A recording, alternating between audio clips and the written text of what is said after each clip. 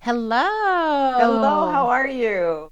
Oh, I'm doing so good. How are you? I am doing so good too. It's good to see you. Thank I you. have not seen you since we were backstage at Michelle Obama's event. I know. And so I've just been honored throughout that you've reached out and your team has. I'm just really for real honored. So thank you. It's good to be here. Oh, thank you.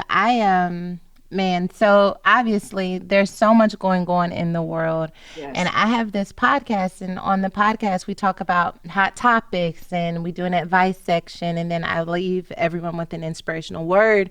And it's supposed to be over. But I just think because everyone's in such a unique space right now that we're really just trying to make sure that we're still serving those who listen to the Hmm. podcast Hmm. content that's really going to help them, in this season. And I have been so moved by my opportunities to just be in your presence and to talk with you. And we had such a good time. So, okay, I'm going to just fill everyone in who's listening. I don't know if we're going to keep all of this, but I'm at least going to make it I'm so that we good. can. I'm good. Please. Okay, so your sister got my mother and my sister and I tickets to go see Michelle Obama in Houston. And we had an opportunity to meet her as well. And we were all in the back room waiting on this opportunity to meet her. And we were trying to talk about how cool we were going to play it.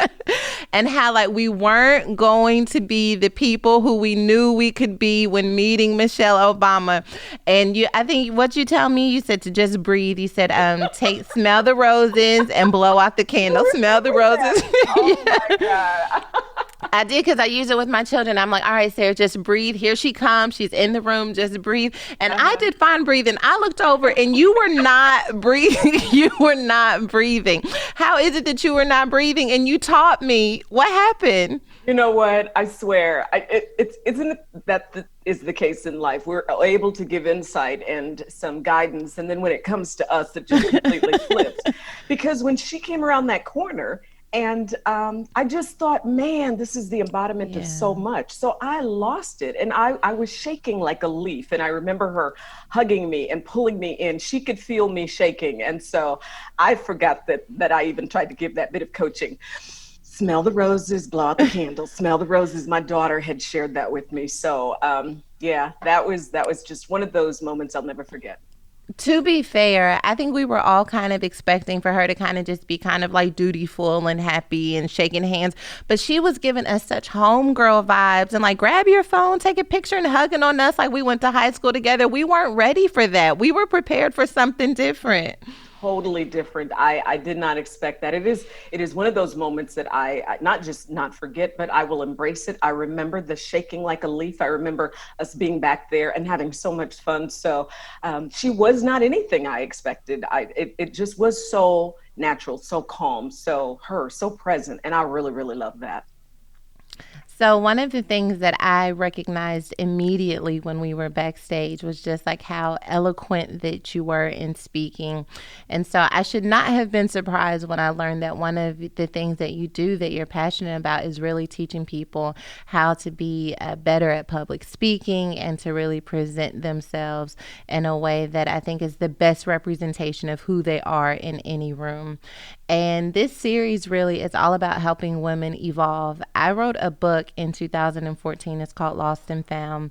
And I wanted to call this Lost and Found because I feel like in order for a woman to evolve, she goes through this process of being lost and found like over and over again in different ways, in different scenarios, finding ourselves in love, finding ourselves in purpose, and then maybe getting lost again in those areas and finding ourselves again.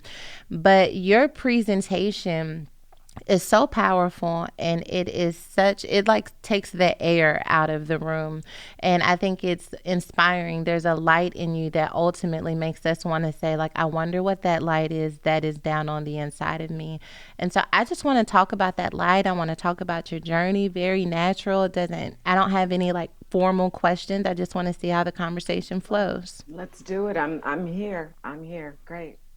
Okay, so can you tell me, have you always been so eloquent and articulated and well put together, or were they there, but there was a little ratchet somewhere around there that you had to kind of smooth out the edges and I love how you lean it all into it too, Pastor Sarah. Yes. So here's the deal. Just a little bit of a backstory. I'm the oldest of five kids. You got to meet our mom, our amazing, awesome mom, who just sweat and tears said, we're going to stay together and I'm going to help these kids. So I became this other surrogate parent. And I don't know that I was poised or polished. I think it was just, you better do this, figure it out, make it happen. But somewhere in me, from being a little bitty kid, I loved kind of being up and talking and sharing. I remember as a little bitty kid, you on a prior podcast I was just listening to, you were talking about the Clark sisters. And I remember being at like a church convention or state convocation, and I recited something in front of this whole big audience of people. And I just remember being there. And then afterwards, somebody came and said, oh, you did so good. And they gave me like a quarter. And I'm like, oh, I'm rich. I am straight rich now because of this.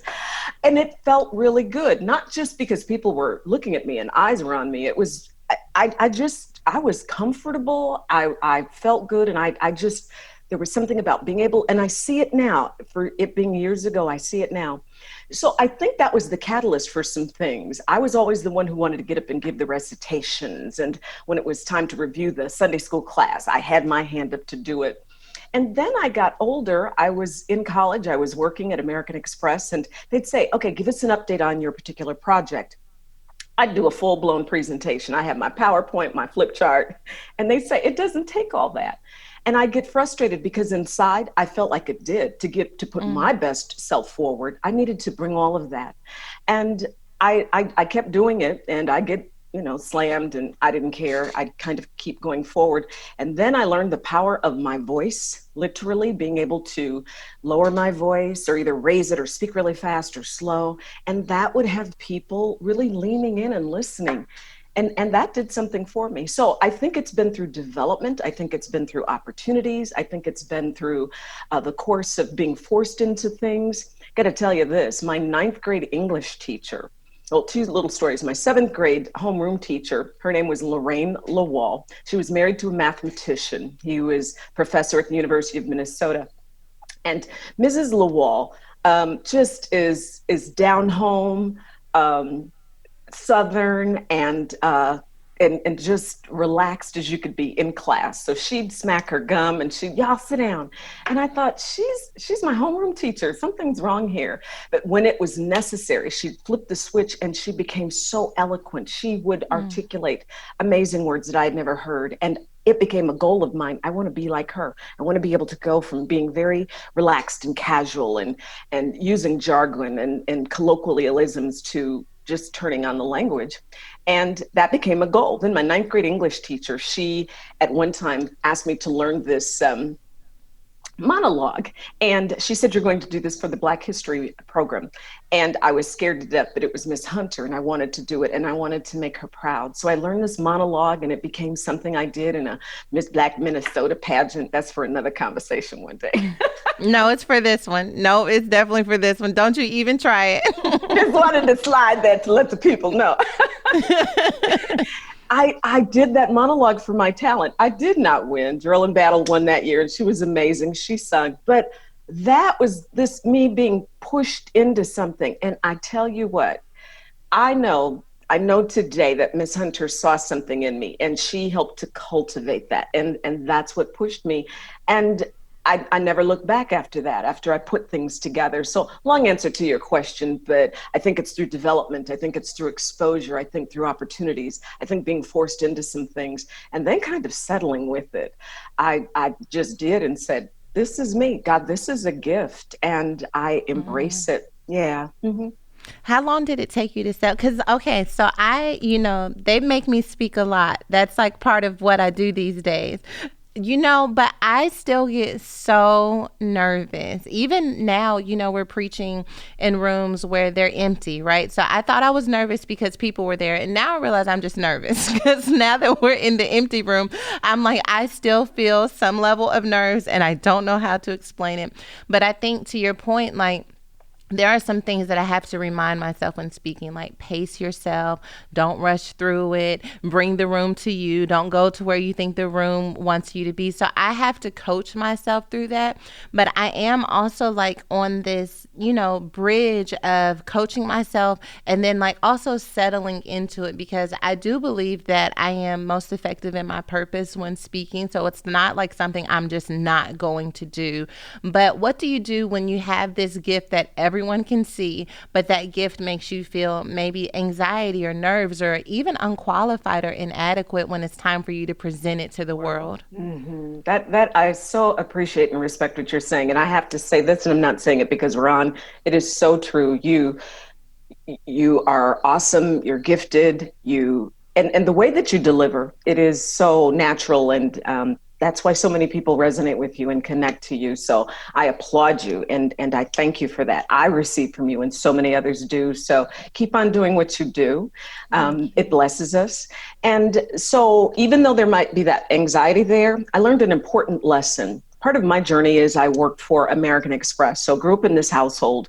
Uh, we didn't have a whole lot, and welfare, food stamps, the whole bit. And that's no sad song. That's just where life was for us. Went to college, was able to get into American Express, didn't know anything, and learned a lot from people who were really willing to pour into me. And that was a great thing. I was in positions where I'd need to again speak and give presentations. One of my roles, I was a wholesaler, and I went out and marketed our investment products to our field force. And so I was called in to be on this panel of speakers. It was down in Dallas, actually. And so I knew the markets. I understand investments. I have a Series 7, 63, 65 securities licenses, and I knew everything. And I was a corporate spokesperson for our firm. So I had been on CNN and lots of other media outlets, and I knew this stuff. And here's where I'm going. I'm on the panel. The host asked this first question, and he passes the mic to me, and I froze. I literally did not know what to say. So I'm looking at a sea of faces, 300, 400 people in the room, and I just froze. Couldn't even come up with what I was to say. And the guy next to me, whoever he is, I am indebted to him forever. He took the mic and he said, I think what Charlotte's trying to say is XYZ. Now, he was from a competitive firm, and he could have just thrown me under the bus, but he did not. And he really, really saved me. And so what happened there wasn't just I froze up because I couldn't reach back and grab anything. When I analyzed it all, Sarah, what had happened is I had rested on my laurels. And when I coach people now around speaking and presenting, I say, respect the butterflies, respect when the anxiety pops in, respect when the Mm. nervousness is there, because what it does is it keeps you grounded, it keeps you humble, it keeps you doing the things like smelling the roses and blowing out the candles, whatever it is you need to do. And it keeps you appreciating that this might be very natural for you, or it's something you still need to work at. And there are so many people who wish, who pray for, who desire that ability to be able to deliver with ease or to work through the nerves. So I say if the anxiety is there, not a problem, respect it. And I get nervous now when I don't get butterflies, when I'm not a Wow. little anxious, and that is straight up. So I coach people, don't get up and just blow it off. Take the time, do what you need to do to prepare, because those things will come up where your brain just goes empty. And so you want to be able to rely on those tools and tricks and techniques that you can. But I believe firmly that was me. Just I don't need to prepare. I just got off a plane. I just got interviewed by the Wall Street Journal.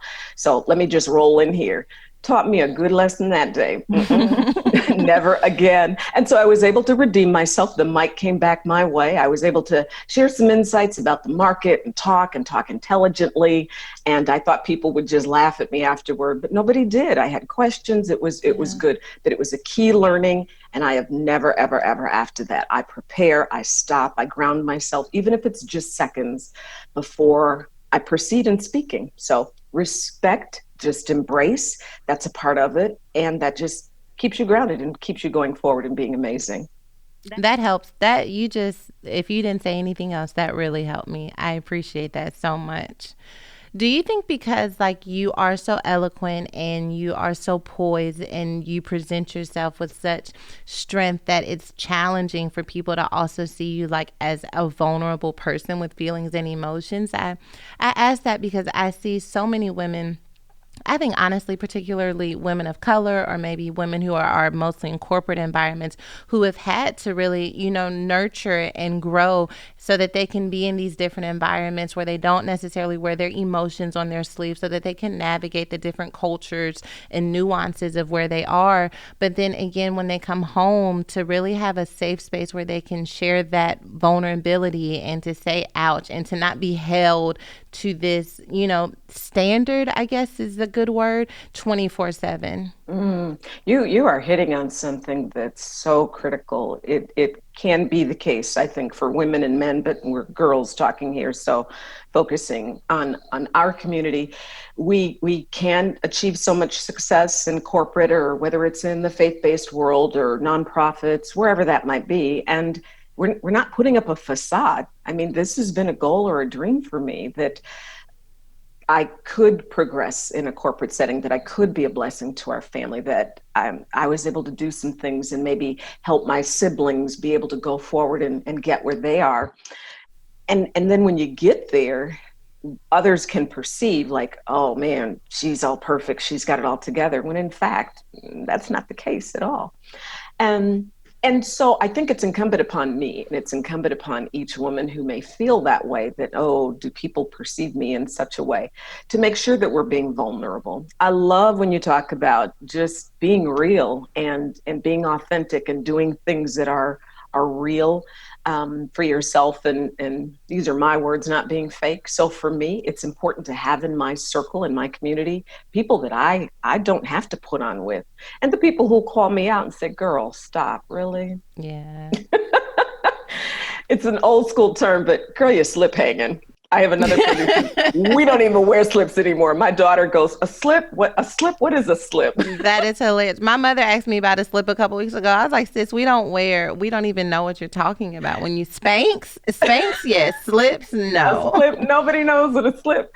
So when I throw that on a friend, or I've got a friend who says to me, your slip is hanging. Okay. And not just to call me out, but the ones who are day in, day out, that vulnerability when things are ugly. Um, Yeah. and when life is raggedy, when I'm being Yeah. ratchet or life has been handing me some ratchetness, they're the ones who will say, girl, I'm with you. And I don't know how to fix it. I don't know how to change it. So we're just gonna cry together. We're just gonna move through it. This is me being real transparent. Okay, been married for a minute. And there've been some times during marriage, and one friend told me, girl, what we doing today? We packing or we praying? What we doing? What we doing? Let us know. She said, what we doing? And I'm good either way. What we doing? And so I need to. So what I would say in response to that is others may perceive me in a way, and I want to be professional. I also want to be approachable. I never want to be that person that I cannot be touched, that, oh man, I can't talk to someone and not just take a minute because I'm so busy, but just be real. Because at the Yeah. end of the day, eyelashes off, fingernails gone because I've been in, you know, locked down, whatever it is, we're all people and we all just want a little bit of attention, a little bit of support. So it is my desire to really be that for another sister or two or three, and just let them be real with me, and that place where it's safe and there's no judgment behind it. That's beyond anything. Nobody's going to judge me or say, "Oh, you're not saved. I thought you was really," or "I thought this." Mm-mm. So it's we have to bring that transparency as well. I love that because you're basically saying that we have a responsibility to make sure that we are showing that vulnerability. And I think a lot of times we are so fed off the fact that people think we have it all together, that our pride and ego is stroked by this notion of she's the good one, she's the one that graduated, she's the one that doesn't ask anyone for money. Like we live in this role and box of how people see us, that we have a responsibility if we want to have connection, if we want to have genuine relationships, to make sure that we are creating space for people to serve us in the way that we need to be served from moment to moment. Can you tell me, like, do you have a first time where you really made a decision to be vulnerable, made a decision to let people in. Like, I could keep this to myself, I could stay shut down or locked down, but I am refusing to live within that realm of my maybe pride or ego in choosing to show someone my scars. Mm. Yeah, I'm trying to think if there was maybe one main pivot time where that happened, and nothing's coming to mind, but I know that to be the case with. I'll share this piece. Our daughter, so thankful, only child. She's 21, soon to be a senior in college, and she is the child that when people say, for this child I prayed, or you see that written on a little card. I mean, for real, that's how it was. My husband and I have been married for a long time, 8-year journey trying to conceive, and did everything you could do, and it just didn't happen. And I remember being in church and praying, God, and you know how that somebody's going forth, and you're going, can I get a word? Hey guys, hey God, if you're moving, me please. Yeah, and you're like, they got to see me. They got to see this thing that I've got before the Lord, that I've had before the Lord for 8 years. And I really want to put up my hand and go up and get in the front of the line. Like, come for real, can you come down my aisle? Nothing. Nothing. And my husband and I had prayed, but I hadn't gone to anybody and said, here is the thing. Here is the thing. I'm believing God. And maybe I didn't hear God. Maybe it's not supposed to happen for me. And I remember sharing that with a friend, and that was so vulnerable. And the piece, not just we're trying and we want to have a baby, it was, did I not hear God? Yeah. And this has me second guessing everything that I've known about being saved and supposed to be strong and all these things. And so that level of, like, let the guards down and pull back and say, I'm about to let you in on this right here. All up in me is saying, I maybe I didn't hear God on this. And I remember the friends saying, they took me right back. But what did you say God said? God said he's going to bless me with a child. Okay, then we're going to Mm. hold on to that. And so I love that the friend didn't, like, go, or just jump right in with me and go, okay, so we're not going to believe for that anymore. Right, They didn't right. do that, because I think that gets easy to do. Just, okay, we go in there, but just took me right back to, what did you say you heard? And it might have been a long time ago, and it might have been faint, but what did you say you heard? So let's keep going with that. And even after that, there were still a couple of years. And then we were able to conceive and had her. And that's a whole interesting story. 5 embryos put back, and only the way that it went, they put 5 embryos back because we went through that process of IVF. And then I started spotting, and I just thought, this can't be. Called the Mm. doctor, and they said, well, get in the bed. The bed rest answer. How come bed rest the answer for everything? And I'm not trying to minimize anything, but I was so frustrated. What do you mean get in the bed? Just get in the bed. Stay there for a week, call us back. Frustrated. And I was hemorrhaging in a way that it wasn't just spotting. And I just thought, this can't be anything. I cried for 5 solid days, day and night. Finally, after a week, they said, come in, take a pregnancy test. And I did. And they started calling a few days later. I would not answer. I did not want to hear one more time that you're not pregnant. And so, Sarah, I finally answered. This was pre-caller ID days, and did answer. And the nurse starts yelling, like, why haven't you answered this? Why haven't you called back? And I said, I didn't want to hear it one more time.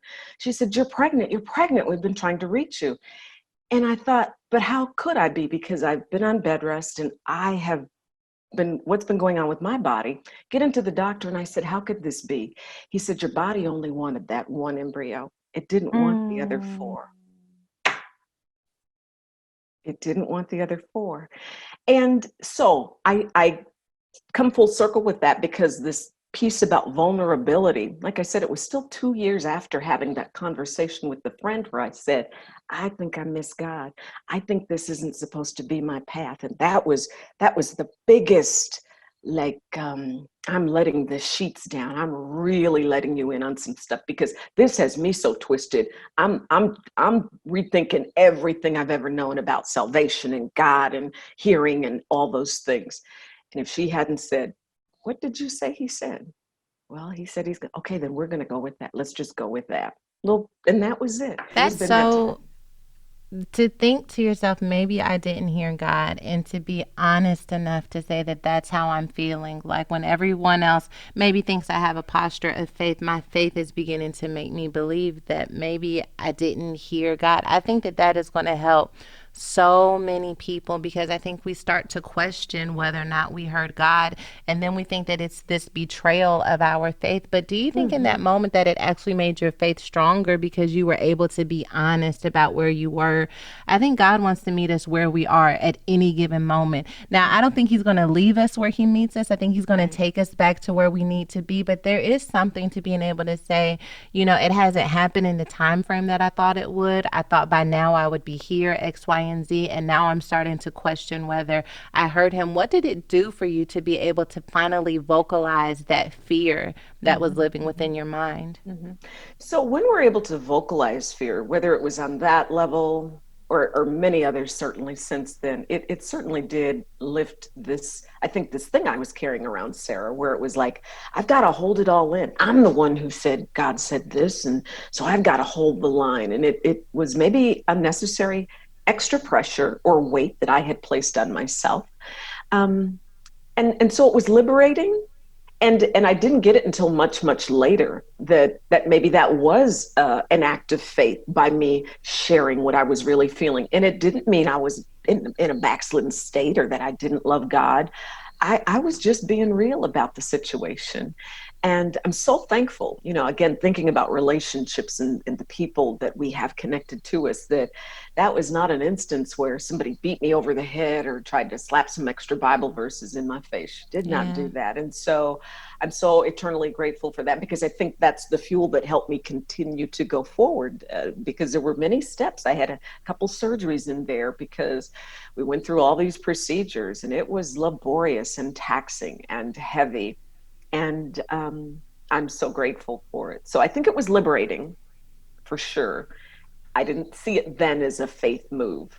Afterward, I was able to see it as that, and so appreciative of the friend who supported me and like held my back up. How Jan Van Zant does that in her segments where she Yeah, get yeah, behind the yeah. person, say, just lean on me, I got you. You go on and say what you need to say. I think that was she was being my Jan at the time, like I got your back, and that Yeah. that just that helped us to be able to endure for those couple of years until it did happen. So an 8-year journey, and I'm just so grateful. And so every time I look at her, and people will ask, "Is that your only daughter?" It's like, "Can you tell?" They're like, "Yeah, we can tell." But I look at her and I just get full, because for real, if he never does another thing that he did that, it just makes me say, okay, God, I can run on. It's old song, run on, see what the end's gonna be. I can run on, because I look at her and I see that He is faithful because she's here. And like the doctor said, your body only wanted that one embryo, not the Yeah. others. And then the crazy about it, we had some other embryos that were frozen. After that, couldn't find the doctor. Just I Oh, don't know what geez. I know. For real, left town, some all kinds of things. So the other little embryos, I said, God, I think this was just the only that you had intended for us. So I embrace all of that. So yeah. I was thinking of, I'm not sure if you know Dr. Anita Phillips, but she's such an incredible voice, and she has a podcast that's launched, and she was doing an interview with her mom, and she talks about the mental health issue that her sister had and what that was like being raised in the household. And she said, her mother said during the interview that she prayed and she prayed to God that she would be delivered from this mental health issue, that He would change it, and that He never answered her, and how she still didn't allow that to change her relationship with God, even though He didn't answer her. And as you were speaking, I was just thinking about the fact that you have this one thing with your daughter where you said if he never did anything else because he did this one thing, I can trust him and I know that he's real and I know that he's with me. I think, and I'm just like working this out as I'm talking to you, because I was like trying to find all of these stories in the Bible because most of them end in victory. We never have stories that end in dead end where God doesn't do, what we thought He should do in that moment. Maybe it's delayed, but Lazarus is eventually raised from the dead. And so I was looking for these dead ends, and I was looking at David's life and how his child with Bathsheba died and how God didn't answer him, and he was weeping and praying, and then God didn't answer him, but then he just got back up as if nothing had happened. And just as you're speaking, I realized that David had that one thing, that God had already taken him from tending to the sheep into the castle. He had this one thing. I think our goal as believers is to have that one thing that we know, God, if you didn't do anything else, sure, there's certainly things that I hope that you'll bless and things that I hope that you'll touch, but if you only did this one thing, Father, I can live in the gratitude of this one thing for the rest of my Rest life. of my life. That's so good. You just preached a whole spin the Well, you just offering helped me. situation around. No, you helping me. And so great that you're talking about David. In my daily devotion, been in First Chronicles. I love the first 5 app through Proverbs 31 women. And we've been talking about David. There was this one chapter, David wanted to build the temple and prayed and was like, I'm going to start building this temple. And the Lord said, no, you're not going to be able to build the temple, your son Solomon. And I was thinking, now what's this lesson really going to be about here? And a whole big takeaway was David didn't get in a funk. David didn't, oh man, I'm ready to build this temple for you, Lord. I got this and I can do this. He was like, okay. And his part of it was all the preparation so that Solomon could go on and build. But this posture of, God, you've allowed me to do so much. You've blessed me in so many areas. So if there is something that does not come to pass, if there is something that you do not allow, or if there's no closure the way that I think it should be, you're yet great, you're yet mighty, and I'm going to praise you, and I'm going to worship you, and I'm going to do the part that I have to do to continue to build the kingdom and to bless you and to make sure that the road that I'm to prepare for those coming before me or behind me is actually laid out. So when you said David, that made me think of that lesson. So maybe not the closure David had desired there, Yeah. but it was going to come through him. And Mhm. he was still to do a great work in that building of the temple. So yeah, David, I love David. Mhm. I feel like the work you're doing is building so many voices, taking women who know they have a gift and a passion, but don't know how to fully express it or don't trust their vocabulary or their presentation in a way that would allow them to express it.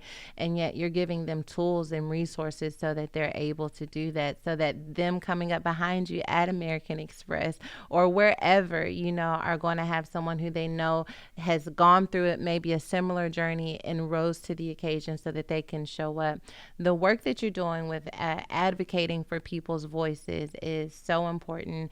I know there's someone listening who's like, I want to know how to get myself ready for public speaking. I want to share my story. I want to share my testimony. What do you think is like, I know that you've got tons of coaching, so there's so many things that you could say in this time, but what do you think are some of the fundamentals for people who feel like I really want to take this gift and display it to the world? I think there are many, many things for us to consider. One is, and it's something I've struggled with over time, and maybe you can relate to this, it's getting clarity about what it is you do want to say.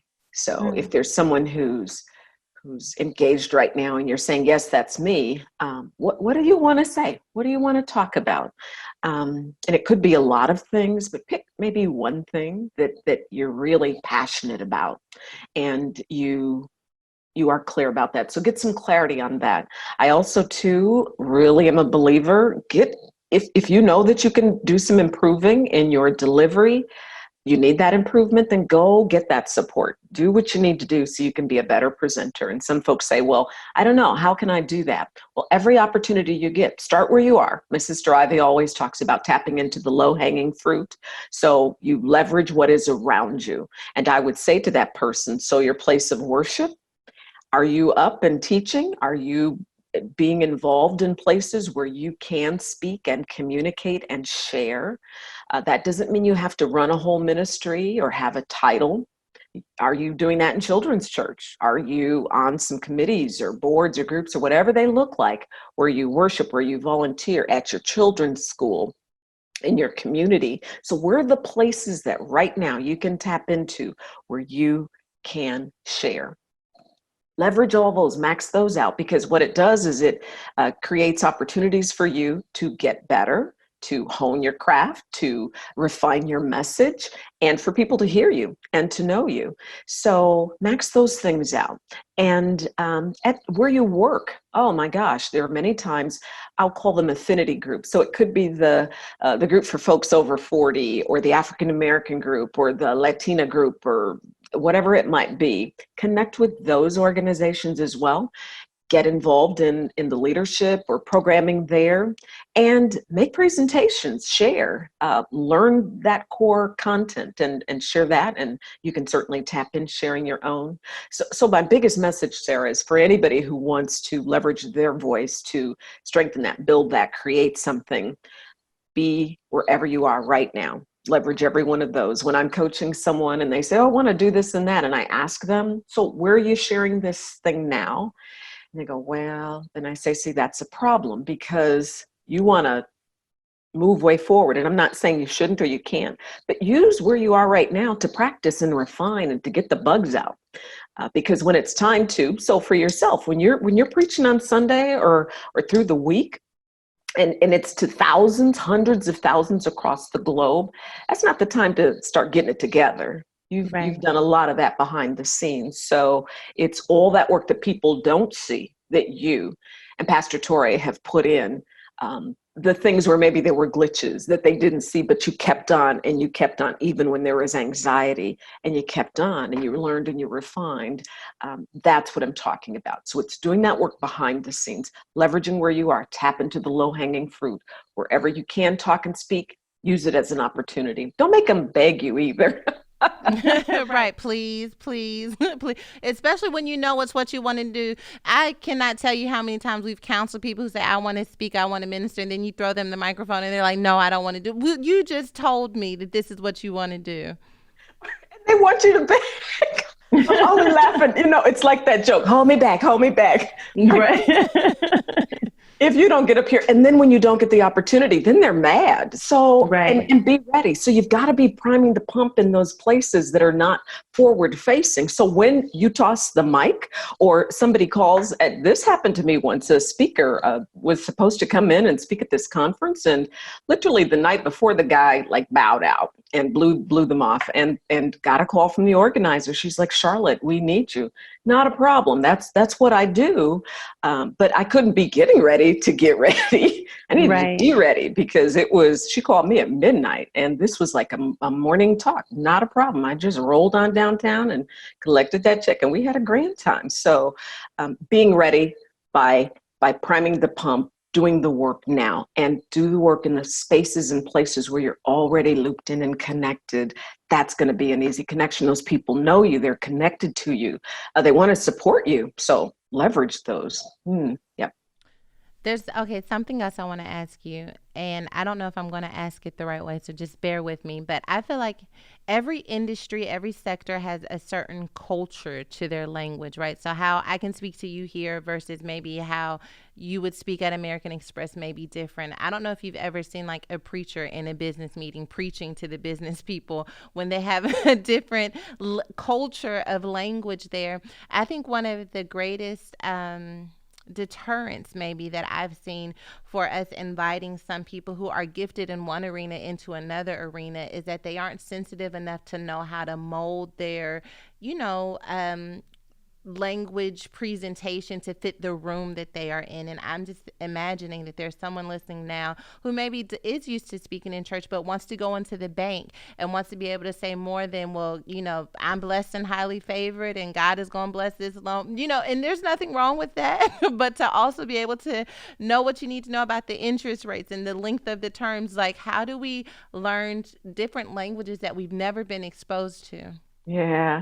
So what comes to mind to me is that whole, there's the natural and the spiritual. So I'm just going to be real straight and just say, because I was a vice president of investment strategies at American Express, which is now Ameriprise Financial, and so would hire folks and let some people go and really, really, really try to coach some people, and being able to flip the switch to be in the environment is so, so, so critical. It is fine. You and I can kick it backstage with Michelle Obama and your family and my family and yeek yeek. But when it comes time to have a dialogue, we need to be able to do that. That doesn't make us fake. That just makes us flexible and adaptable. And that's what is so critical. So you're right, learning the culture. Where am I? If it's corporate, I need to speak, talk differently. And if I'm in church, what's that culture? If I'm at my daughter's school, a community event, what is the vibe and how do I need to be able to talk? So what I've learned is the people who are unable to really flip and adapt and switch, they're maybe more rigid than they had thought. And my coaching is it's okay, let your guard down, be who you are, and be comfortable and be yourself. But if yourself is only kind of that one tone or that one bit of language, um, then we need to work on that because that doesn't endear you to people. And you know this, Sarah, we have seconds to make a first impression. First impressions are lasting, and there may not be another chance. There may not be another opportunity to get up and make a pitch or present something. It's like Shark Tank. I mean, they get that time, that one time, and those sharks are either I'm in, I'm out. You get that chance, so it's got to be impactful. So, doing the research, knowing where you're going in to talk, to present, to share, and if you can't find too much out, there's so many sources online, LinkedIn and Googling and all those things. You got to find somebody on the inside to get a sense of that. But just know if it's corporate, probably my church language. They may not understand it. And we don't want there to be any barrier to you being effective in that capacity. So we're going to Exactly. ask for you to not speak in tongues before giving your presentation about your business. Do tongues after in the car when God has already gone ahead of you. Amen. Amen. Before in the car and then after, but come in there like a boss and talk to the people. And that's what's so necessary. That would be a big barrier when I was interviewing people. There were the people who just had all the right language, and it's like, I see through that. And then the people who were just really rough around the edges, but they were sincere. And I was a firm believer, I'm going to hire on gut, and not my gut necessarily, but I'm going to hire on hungry, hire not just because you've got the education. I'm looking for the person who's got the heart and who's hungry. I can train you, I can teach you, and I'd call it skill and will. So going in and quickly adapting. What do I need to be saying? But if I'm going in with kind of my church hat and church mentality, it's going to be a problem. So be nimble, be flexible is what I'm saying. Be able to adapt and show us all sides of you. That's who's really intriguing to me. A person who can morph and be whatever the setting needs to be. That's nothing fake about that. That is the extreme of ultimate of flexibility and adaptability in my mind. And Jesus was flexible. That's why he was able to travel throughout and speak the language of where he was, from the Samaritan woman to the people in Judea. Like he was able to go everywhere because of that language. Okay, so someone's listening. They're like, listen, I need her to help me get my life. I got places to go. I need to become somebody, but my language is raggedy, or I'm not sure that I'm going to be able to present myself in a way that is a reflection of this gift that God has given me. How do we find you? How do we connect? Okay, so charlottestallings.com, you Google me and I'll pop up charlottestallings.com. I'm on social media. You'll find me on Instagram, Facebook. I'm pretty much everywhere, but Charlotte Stallings, you hit me up. I will help you. I am committed, not just during this time of the coronavirus, but that is a real passion of mine. People poured into me. People took time with me. People sat and had a coffee with me to let me pick their brains. And who am I to say, and I can't do that. I can't give that back. Plus, I have a daughter and I need people. This is all about the community and the village of people who can pour into her over her life. And so if you reach out, I will help you. I will support you. And I'll give you some coaching. I'll give you some items to work on and do. And my expectation is that you do those things, that you're a good listener and that you're a good doer. That's So great. you Yeah, because hit there's me, I'll help nothing. you. Yeah. That's great, to honor your time and your investment, which I know anyone who reaches out will do that. I know Coronavirus is trying to hate on me having my conference in July. I am binding every devil every time I And I'm turn with you. around. I'm binding them with you. We I believe it. cannot wait for you to be in Denver. I cannot wait for our women to be able to connect with you. And by hook or by crook, I'm going to make sure that they are impacted by your gift. Thank you for this time You're together. so welcome. Thank you. Thank you for I taking the love time you with so me. And I much. love you and I appreciate you. And I kiki on your podcast. I've been cutting up like edges. I was like, why are we talking about the edges? Yes. When you said you listened to my podcast, I was like, oh goodness, that is not the best presentation for what I want this to be. I'm trying to get my Oprah Oh, on, not my Cardi B. that's what I love. And so that's what we were talking about, that flexibility and adaptability. Those are all facets of you. And that's what makes you you. And that's what makes you endearing to all of us. So thank you. Keep doing that. Keep being that. You're modeling it well for us. Thank you. Love Thank you. you. Love you too. Be well. Be blessed. Bye. Tell everybody hi. I will. Okay. Bye.